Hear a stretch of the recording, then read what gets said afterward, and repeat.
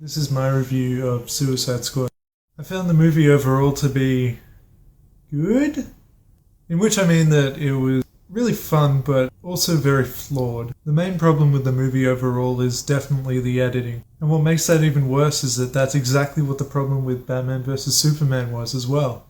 The movie did the best that it could to balance all of its characters, but the fact is that there were too many. Some of the characters were rushed or not in it quite as much. Others had moments to shine. Deadshot and Harley Quinn had a lot more screen time than, say, Killer Croc or Katana. Something that I really hate is the Joker. I don't know about everyone else. Some people seem to love him. I can't stand him. He seems to be a 13-year-old girl's idea of what a cool badass is.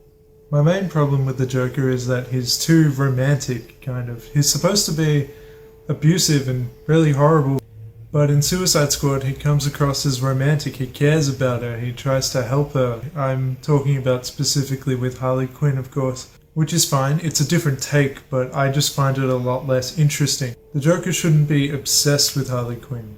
And then there's something really superficial that I have a really specific problem with, and that's the Joker texting. I just find that very funny because in my mind, the Joker is always timeless. The movie also came off as quite lazy at times. Some of the scenes just don't go together. They feel very randomly put together, just thrown in.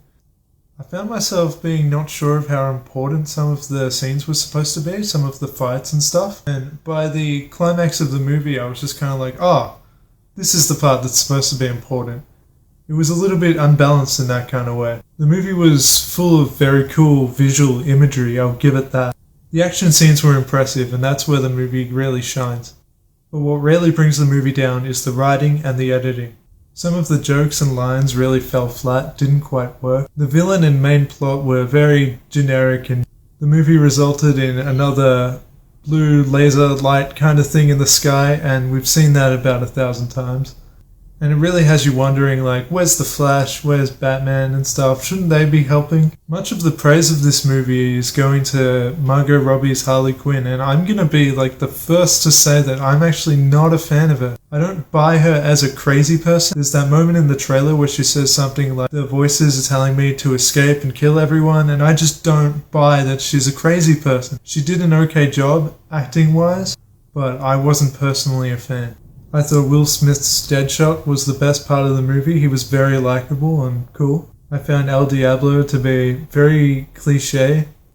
I thought that he had a lot of potential, but because of the number of the characters, his story felt very rushed. And that brings me to Captain Boomerang, who is just a flawless, blokey bloke. But in all honesty, it actually did seem like they were trying a bit hard and they were trying to rip off other things like Deadpool. For instance, he has like a unicorn thing, and it felt like the movie was trying to be so random and funny, but really it was just kind of weak.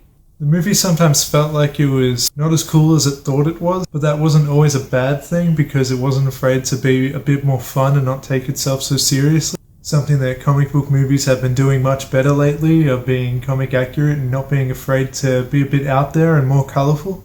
In the end, the movie came off as fun but flawed. I enjoyed the movie, but it wasn't very good. DC needs to get their shit together, but I'm still very much looking forward to their future projects. I'm excited about the Flash. He seems really cool so far from what we've seen. And hopefully the Justice League is where DC really brings things together.